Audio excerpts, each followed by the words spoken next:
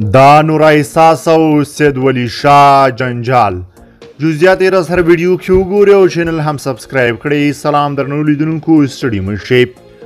دا نور احساس کانفرانس سید ولی شاه د خپلې مشهورتیا لپاره په عامه او حکومتي ادارو پسې بدې ردې وایي.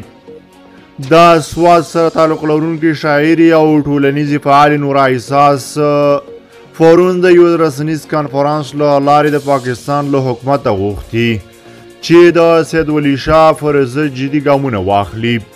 هغې ویلي د یوې پوښتنې لپاره دا سخته وي چې ټولنیزو رسنیو کې فعالیت شروع کړي او بیا چې له داسې برخورد سره مخ شي د خواشینۍ خبره ده. سید ولی شاه د کوزې پښتونخوا ډېر اوسېدونکی دی.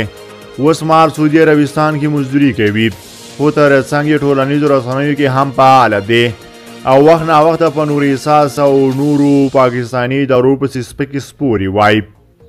سید ولی شاه له ډېرې مودې راهیسې نور احساس ته د خپلې میرمنې خطاب کوي او له دې امله یې ښکنځي چې له نورو خلکو سره ویډیوګانې نه جوړوي.